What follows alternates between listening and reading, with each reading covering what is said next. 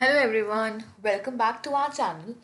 आज हम आपके लिए फाइनेंशियल रिपोर्टिंग का फर्स्ट लेक्चर लेके आए हैं, जिसमें हम पढ़ेंगे कि फाइनेंशियल रिपोर्टिंग होती क्या है बेसिकली। चलिए आइए देखते हैं। हम इन दो टर्म्स को पहले क्या करेंगे, बाइफरकेट करके पढ़ते हैं। अगर हम बात करें फाइनेंस की, फाइनेंस मतलब क्या होता है? फाइनेंस मतलब होता है anything that is related to money. कोई भी चीज़ जो कि पैसों से रिलेटेड है, फाइनेंस से रिलेटेड है। तो हम बेसिकली करते हैं क्या, अगर हम किसी भी बिजनेस ऑर्गेनाइजेशन की बात करें तो anything that is related to money, what do we do that? We record.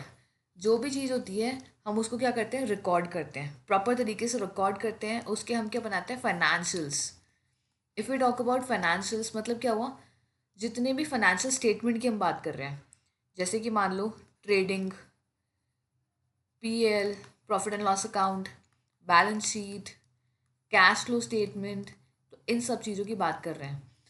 तो हमारा बेसिकली फाइनेंशियल रिपोर्टिंग में काम क्या होता है, जितने भी फाइनेंशियल्स बनाए हैं, मतलब फाइनेंशियल स्टेटमेंट्स बनाए हैं, trading, PL, balance sheet, cash flow statement, उन सब चीज़ों को क्या करना, रिकॉर्ड करना। उन सब चीज़ों को क्या करना, रिकॉर्ड करना, और फर्दर उसकी डिटेल्ड इन्फॉर्मेशन किसको प्रोवाइड करना, यूजर्स को, जो हमारे फाइनेंशियल स्टेटमेंट के यूजर्स होते हैं। रिपोर्टिंग करना बेसिकली उन सब के लिए, क्योंकि ये सारी इन्फॉर्मेशन उन सब के लिए बहुत ज़्यादा वैल्यूएबल होती है।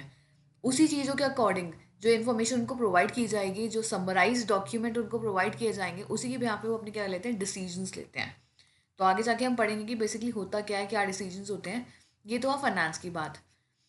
If we talk about reporting, जो टर्म रिपोर्टिंग होती है, रिपोर्टिंग का मतलब क्या होता है, चीज़ों को रिपोर्ट करना। किस चीज़ को रिपोर्ट करते हैं, सबसे पहले तो हम ये चीज़ समझेंगे, जो भी फाइनेंशियल इन्फॉर्मेशन है उन चीज़ों को रिपोर्ट करना।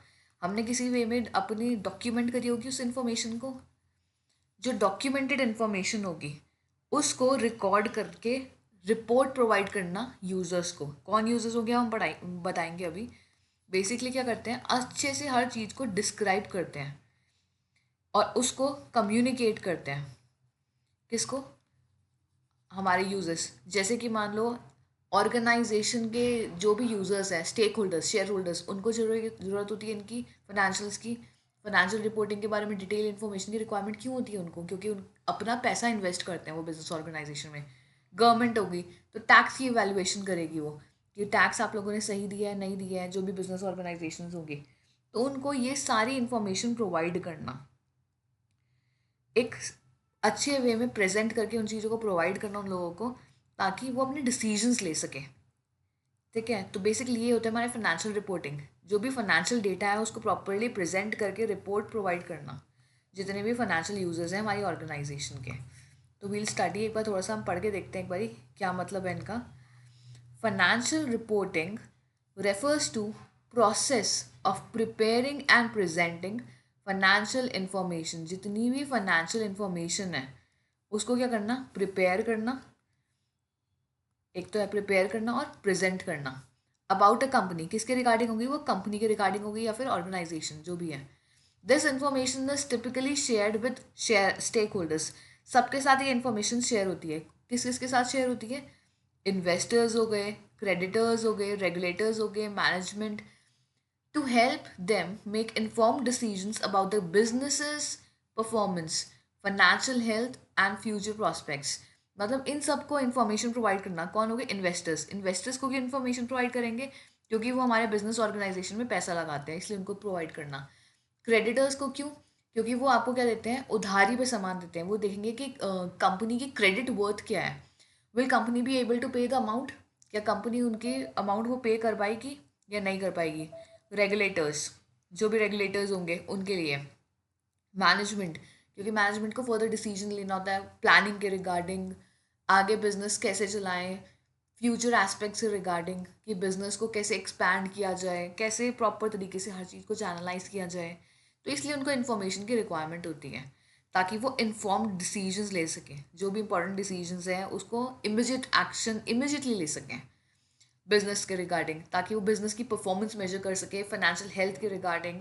ये सारे डिसीजंस वो ले सके जो कि उनके लिए बहुत ज़्यादा इंपॉर्टेंट है। Moving forward, the primary components of financial reporting. क्या क्या चीज़ें फाइनेंशियल रिपोर्टिंग इंक्लूड करती हैं? सबसे इंपॉर्टेंट, फाइनेंशियल स्टेटमेंट्स होते क्या, फाइनेंशियल रिपोर्टिंग क्या क्या चीज़ें इंक्लूड करती है? सबसे पहले है फाइनेंशियल स्टेटमेंट्स। रिपोर्टिंग होगी किसकी? जो फाइनेंशियल्स बनाए होंगे, जो फाइनेंशियल स्टेटमेंट बनाए होंगे, उन्हीं की तो रिपोर्टिंग होगी। तो सबसे पहले हम फाइनेंशियल स्टेटमेंट्स होते हैं कि उनके बारे में पढ़ते हैं। These are core documents that summarize the financial performance and position of an organization. जो एक ऑर्गेनाइजेशन की फाइनेंशियल परफॉर्मेंस और पोजिशन के बारे में बताते हैं वो होते हैं क्या, फाइनेंशियल स्टेटमेंट्स।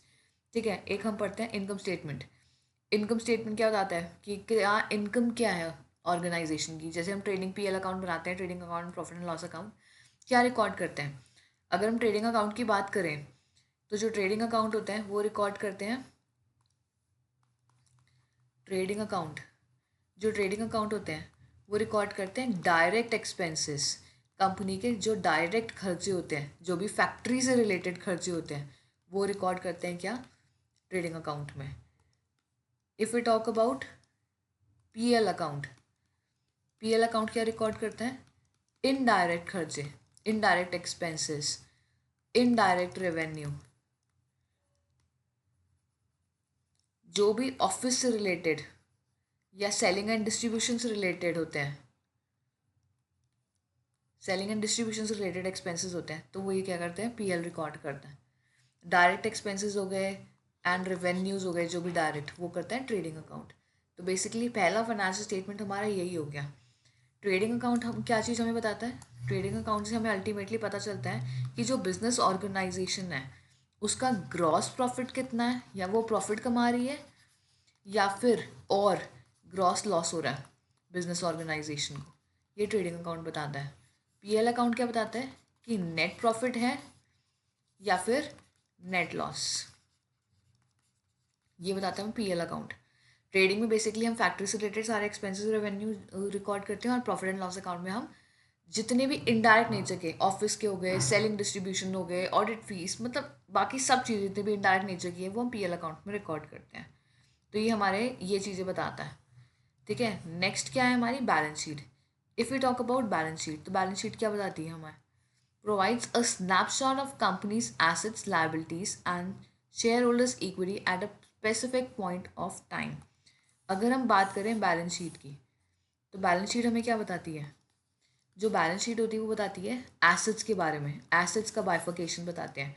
एसेट्स भी हमारे दो तरीके के होते हैं, एक होते हैं फिक्स्ड एसेट्स, एक होता है करंट एसेट्स। फिक्स्ड होता है, कौन कौन से एसेट्स होते हैं फिक्स्ड एसेट्स, जो कि हम अपनी ऑर्गेनाइजेशन में मोर देन 1 ईयर के लिए रखते हैं, and this is for less than 1 year. Frequently change होते रहते हैं करंट एसेट्स। एग्जाम्पल्स आपके फिक्स्ड एसेट्स के क्या हो गए, फिक्स्ड एसेट्स भी बेसिकली आप लोगों के आगे दो पार्ट्स में बाइफर्केटेड होते हैं, जो कि क्या हो गए, टैंजिबल एसेट्स और इनटैंजिबल एसेट्स। जिनको आप टच कर सकते हो, देख सकते हो, वो आपके टैंजिबल हो गए, जैसे कि फर्नीचर हो गया, व्हीकल्स हो गई, लैंड एंड बिल्डिंग। और जिनको आप देख नहीं सकते वो आपके इंटैंजिबल हो गए, गुडविल, पेटेंट्स, ट्रेडमार्क, जिनको आप देख नहीं सकते, छू नहीं सकते, तो ये सारे इंटैंजिबल नेचर के एसेट्स हो जाते हैं। करंट एसेट्स की हम बात करें, आप लोगों के लिए हो गए stock, cash, bank balance, debtors. जिन डेटर्स कौन हो गए, जिनको आप उधारी पे सामान बेचते हो, आगे आके आपको पैसा देंगे। ठीक है, तो ये बेसिकली बैलेंस शीट का बाइफर्केशन है। बैलेंस शीट ये सब चीज़ें रिकॉर्ड करती है। Next comes is cash flow statement. If you talk about cash flow statement, ये क्या स्टेटमेंट होता है, ये रिकॉर्ड करता है सारे इनफ्लो और आउटफ्लो ऑफ कैश। इनफ्लो मतलब बिजनेस ऑर्गेनाइजेशन के अंदर कैश आना, आउटफ्लो मतलब बिजनेस के बाहर कैश जाना। इनफ्लो किस वजह से होता है, अगर हम बात करें कैश फ्लो स्टेटमेंट की, इनफ्लो और आउटफ्लो की बात करें, तो क्या क्या चीज़ें होती हैं। Inflow, inflow of cash, business में पैसा कब आएगा, मान लो आपने सेल्स करी, सामान बेचा, बिजनेस में पैसा आया। नेक्स्ट और कब पैसा आता है, आपने सेल ऑफ स्क्रैप करा। सेल टर्म तो गुड्स के लिए यूज़ होता है, जो आप सामान आप बनाते हो इन्वेंट्रीज। सेल ऑफ स्क्रैप, जो भी आपका मान लो स्क्रैप मटेरियल पड़ा था, जो भी ख़राब माल होता है, अगर उसको बेच देते हो तो भी पैसा आता है। अगर उसके अलावा कमीशन रिसीव हुई, कमीशन रिसीव्ड, तो उससे भी क्या होगा, पैसा आएगा। नेक्स्ट, कभी आपको ब्रोकरेज रिसीव हुई, तो ये सब क्या है, इनफ्लो ऑफ कैश। तो ये सब इनफ्लो के टर्म्स हैं, कब कब पैसा आप बिजनेस ऑर्गेनाइजेशन के विद इन रिकॉर्ड करोगे। इसके अलावा रेंट रिसीव हुआ, किसी भी वजह से पैसा रिसीव हुआ, तो ये सब चीज़ें आएंगी इनफ्लो के टर्म्स में। And if we talk about outflow, outflow मतलब क्या हुआ, बिजनेस ऑर्गेनाइजेशन से पैसा बाहर जाना। तो किस किस वजह से बिजनेस ऑर्गेनाइजेशन से पैसा बाहर जाएगा? अगर आप कोई भी चीज़ परचेज करते हो, परचेज ऑफ स्टॉक है आप लोगों का, आपने कोई फर्नीचर परचेज करा, फर्नीचर परचेज करा, तो आपका क्या हुआ, पैसा बाहर गया बिजनेस से, तो आउटफ्लो ऑफ कैश हुआ। उसके अलावा आपने कोई भी एक्सपेंसेस इंकर करे, कोई भी खर्चे इंकर करे, जैसे कि मान लो हो गया सैलरी पे करी आपने, रेंट पे करा, उसके अलावा कोई भी रिपेयर कराया, तो ये सब चीज़ें क्या हुआ, आउटफ्लो ऑफ कैश, पैसा बाहर गया बिजनेस ऑर्गेनाइजेशन से। तो ये बहुत सारे टर्म्स होती हैं, बेसिकली बहुत चीज़ें होती हैं, हमने कुछ टर्म्स हमने पढ़ लिए, inflow and outflow of cash. तो ये सब चीज़ें कहाँ रिकॉर्ड होती हैं, कैश फ्लो स्टेटमेंट में। तो ये बहुत इंपॉर्टेंट टर्म्स हैं, क्या क्या चीज़ें होती है फाइनेंशियल स्टेटमेंट में, क्या क्या आता है, क्या क्या चीज़ें आप रिकॉर्ड करते हैं। तो ये तो कैश फ्लो की बात हो गई, ये तो फर्स्ट हो गया financial statements. Next is notes to financial statements. Financial statements के हम नोट्स टू अकाउंट्स बनाते हैं। These provide additional context and detailed explanations regarding financial statements. They might explain accounting policies, contingent liabilities and any other significant events. अभी balance sheet के नीचे हम footnotes बनाते हैं, दैट इज़ वेरी इंपॉर्टेंट। हर balance sheet के नीचे आप फुटनोट्स बनाएं, उसमें क्या करें, डिटेल्ड इन्फॉर्मेशन प्रोवाइड करें किस चीज़ के रिगार्डिंग, कि क्या क्या अकाउंटिंग पॉलिसीज उसमें यूज़ हो रही है। अगर कोई चेंज हुई है अकाउंटिंग पॉलिसीज में, तो उसको भी आप उसमें रिकॉर्ड करें, लिखें उसमें। कोई कंटीजेंट लायबिलिटी है उसको भी स्टेट करें, कोई एनी सिग्निफिकेंट इंपॉर्टेंट इवेंट्स होने वाले हैं, तो सब चीज़ें आपको डिटेल्स आपको किसके नीचे देनी होती है, बैलेंस शीट के नीचे जो आप फुटनोट्स बनाते हैं। So this is also a component of financial reporting. Next is management decisions and analysis, a section that often accompanies financial reports where management discusses the financial performance, financial conditions and future strategies. देखो अब क्या होता है, management जब भी कुछ भी discuss करता है कि फ्यूचर में क्या डिसीजंस लेने हैं, क्या कंडीशंस होगी, क्या स्ट्रैटेजीज होंगी, तो वो सब जगह क्या होता है, एक प्रॉपर ना रिपोर्ट बना के उसमें नोट डाउन कर लेते हैं। तो वो जो रिपोर्ट होती है वो भी कंपनी करती है, किसकी, फाइनेंशियल रिपोर्टिंग का पार्ट होती है। Basically that is also very very important thing which accompanies the other financials. तो ये सब चीज़ें हैं जो कि बेसिक चीज़ें हैं, बहुत इंपॉर्टेंट होती हैं, फाइनेंशियल रिपोर्टिंग का पार्ट होती हैं। तो नेक्स्ट अब हम जो पढ़ने वाले हैं वो है purpose, purpose of financial reporting, कि फाइनेंशियल रिपोर्टिंग करने की रिक्वायरमेंट क्यों होती है, मेन पर्पस क्या है। डिसीजन मेकिंग, अगर हम बात करें डिसीजन मेकिंग की, it helps investors, lenders and management make informed decision, मतलब इमीडिएट डिसीजन लेने में हेल्प करता है। इन्वेस्टर्स कौन हो गए, शेयर होल्डर्स, वो आपकी कंपनी में पैसा लगाएंगे, इसलिए उनके लिए बहुत इंपॉर्टेंट है प्रॉपर तरीके से उनको फाइनेंशियल रिपोर्टिंग प्रोवाइड करना, क्योंकि उन उसी के अकॉर्डिंग वो अपने फाइनेंशियल के डिसीजन लेंगे। लेंडर्स होते हैं, क्या देखते हैं, आपकी क्रेडिट वर्दिनेस। क्रेडिट वर्दीनेस मतलब आपकी कंपनी क्या क्रेडिट वर्दी है, क्या वो अगर आपको उधारी पे कोई सामान दे रहा है तो क्या आप उनके पैसा चुका पाओगे, तो लेंडर्स ये देखते हैं आपके फाइनेंशियल्स के थ्रू। मैनेजमेंट क्या देखता है, किस तरीके से आगे फर्दर डिसीजंस लें, स्ट्रैटेजीज फ्रेम करें, so that is very important. Next is transparency, provides clear view of financial health of the company. दूसरा पर्पस क्या होता है फाइनेंशियल रिपोर्टिंग का, एक ट्रांसपेरेंट व्यू दो, किस चीज़ का व्यू दो, फाइनेंशियल हेल्थ का। ये बहुत इंपॉर्टेंट है कि कंपनी के पास फाइनेंशियल कैपेसिटी क्या है, कंपनी की उसकी फाइनेंशियल हेल्थ क्या है, तो उस चीज़ के बारे में। Next is regulatory compliance. Regulatory compliance means meet legal requirements for financial disclosures set by regulatory bodies, जैसे कि इंड एस है, IFRS है, गैप है, ये आगे हम पढ़ने वाले हैं पूरे फाइनेंशियल रिपोर्टिंग में इनके बारे में। तो क्या उन्होंने जो लीगल रिक्वायरमेंट सेट करी हैं, कंपनी जो भी है वो पूरे प्रॉपर तरीके से फाइनेंशियल डिस्क्लोजर्स दे रही है या नहीं दे रही है, जो भी रेगुलेटरी बॉडीज़ ने फ्रेम करे हैं पॉलिसी, स्टैट्यूट्स, स्टैंडर्ड्स, क्या उन चीज़ों को फॉलो किया जा रहा है या नहीं किया जा रहा है। तो ये बेसिकली ये चीज़ इसमें पता लगाई जा सकती है। तो ये इंपॉर्टेंट पर्पस है फाइनेंशियल रिपोर्टिंग का, ताकि अगर प्रॉपर तरीके से रिपोर्ट्स होंगे तो प्रॉपर डिस्क्लोजर्स होंगे उसमें, everything will be disclose properly, तो ये सब चीज़ें पता लगाई जा सकती हैं उसके अंदर। Next is accountability. अकाउंटेबिलिटी का मतलब क्या हुआ, ensure management is accountable for how it handles the companies finances. ये देखना है कि मैनेजमेंट अकाउंटेबल कैसे हैं, क्या जितने भी कंपनी के फाइनेंशियल्स हैं, फाइनेंसेस हैं, किस तरीके से मैनेजमेंट उसके रिगार्डिंग डिसीजंस ले रहा है। तो अगर रिपोर्टिंग प्रॉपर होगी, सबसे इंपॉर्टेंट चीज़ है कि अगर प्रॉपर तरीके से डिटेल्ड रिकॉर्डिंग है और उस चीज़ को आप अच्छे से रिपोर्ट बना के प्रेजेंट कर रहे हो, तो मैनेजमेंट के लिए बहुत इंपॉर्टेंट होता है वो अपने डिसीजंस ले सके, और अगर कोई गलती होती है, किसी चीज़ में एरर फ्रॉड हो रहा है, तो आप मैनेजमेंट को ही क्या कर सकते हो, अकाउंटेबल ठहरा सकते हो उस चीज़ के लिए। इसलिए फाइनेंशियल रिपोर्टिंग बहुत इंपॉर्टेंट होती है। नेक्स्ट है facilitate audit, providing information to statutory auditors so as to facilitate audit.